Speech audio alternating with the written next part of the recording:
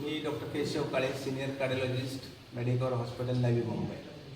आज आपण या ठिकाणी मेडिकल हॉस्पिटल नवी मुंबई या ठिकाणी आपण ड्युअल चेंबर लीडलेस पेसमेकर ही अतिशय कॉम्प्लेक्स आणि नवीन पद्धत पेसमेकर बसवण्यासाठी आपण ऑपरेशनमध्ये अंमलात आणलेली आहे. तर आम्ही लास्ट वीकमध्ये एक 75 इयर फिमेल ज्या पेशंटचे हृदयाचे ठोके अचानक कमी होत होते आणि सडन कोलॅप्स मीन्स सिंकोपल अटॅक होत होते, पेशंटची ऑलरेडी अँजिओप्लास्टी झाली होती, ऑलरेडी बायपास झालं होतं, त्या पेशंटमध्ये पेशंटला हृदयाचे ठोके अचानक कमी करण्यासाठी पेसमेकर बसवण्याची गरज होती. पण पेशंटला डिमेन्शिया होता, पार्किन्सनिझम होतं, इन्फेक्शन होतं, बरेच कॉम्प्लेक्स कोमॉर्बिडिटी असल्यामुळं रूटीन पेसमेकर बसवणे हे फार रिस्की होतं आणि इन्फेक्शन होण्याचे चान्सेस फार जास्त होते, तसेच ब्लिडिंग होण्याचे चान्सेस जास्त होते. म्हणून आपण त्या पेशंटला लीडलेस पेसमेकर बसवण्यासाठी आपण तयारी केली. लीडलेस पेसमेकरमध्ये 2 प्रकारचे पेसमेकर असतात, सिंगल चेंबर आणि डबल चेंबर. तर पेशंटचं ऑलरेडी बायपास आणि अँजिओप्लास्टी झाल्यामुळं हृदयाचं पंपिंग कमी असल्यामुळं या पेशंटला double chamber pacemaker means physiological pacemaker बसवणं गरजेचं होतं.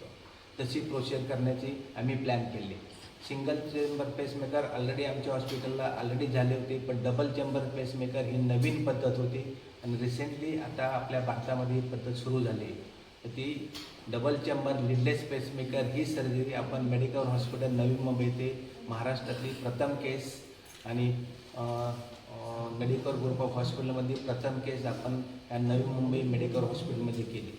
त्या केसमध्ये आपण जे पेसमेकर बसवतो त्यामध्ये कुठलीही सर्जरी करत नाही, कुठलीही लीड वापरत नाही, म्हणून त्या प्रोसिजरला लीडलेस पेसमेकर म्हणतात. ही सगळी प्रोसिजर थ्रू कॅथेटर, जशी आपण अँजिओप्लास्टी करतो त्याप्रमाणे सगळी प्रोसिजर नळीतून होतो. जे पेसमेकर असतात, एक पेसमेकरची बॅटरी आपण खालच्या चेंबरमध्ये बसवतो, एक पेसमेकरची बॅटरी आपण वरच्या चेंबरमध्ये बसवतो आणि दोन्ही बॅटरीचं आपण कम्युनिकेशन करून ही जी फिजिओलॉजिकल जशी नॉर्मल माणसामध्ये हृदय वर्क करतं, वरच्या चेंबरमध्ये पहिली ॲक्टिव्हिटी होती, नंतर खालच्या चेंबरमध्ये ॲक्टिव्हिटी, तशी सेम प्रोसिजर आपण ही dual chamber leadless pacemaker surgery करून आपण तयार केली. प्रोसिजर ही करण्यासाठी आपल्याला 2 ते 3 तास लागतात. पेशंटला कुठलाही अनास्थेशिया लागत नाही, कुठलीही पेन लागत नाही, पेशंटला कुठलीही सर्जरी लागत नाही, एकसुद्धा सुचर लागत नाही. सर्व प्रोसिजर ही नियोजन होती.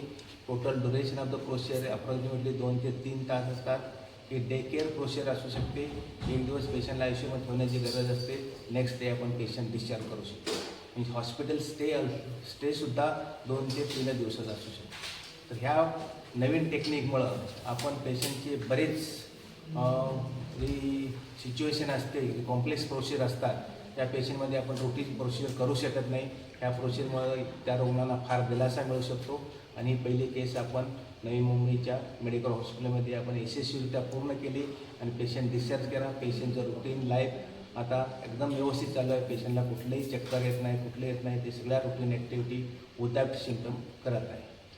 माझ्याबरोबर संदीप सर आमचे सेंटर हेड आहेत, पूनम मॅडम मेडिकल सुपरिटेंडेंट आणि आमच्या रिजनल हेड नीरज कुमार, या सर्वांचं सहकार्य हे प्रोसिजर करण्यासाठी लाभलं. कारण ही प्रोसिजर काही कॉम्प्लेक्स प्रोसिजर आहे. फक्त पेशंटचा सपोर्ट असणे किंवा डॉक्टरचा सपोर्ट असं चालत नाही. It is a team work, means all administrative support, all medical support, all support from the patient, सगळ्यांच्या दृष्टीने सपोर्ट असेल ह्या सगळ्या कॉम्प्लेक्स प्रोसिजर आपण करू शकतो. आणि मला अभिमान आहे की मेडिकल हॉस्पिटल नवी मुंबईने ही कॉम्प्लेक्स प्रोसिजर सहजरित्या यशस्वी केली आणि पेशंट डिस्चार्ज केला आणि पेशंटच्या पॉझिटिव्ह सिम्पटम्स मीन्स सगळे सिम्पटम आहेत ते सगळे संपले आणि पेशंटचं रुटीन लाईफ चालू होतं. थँक्यू.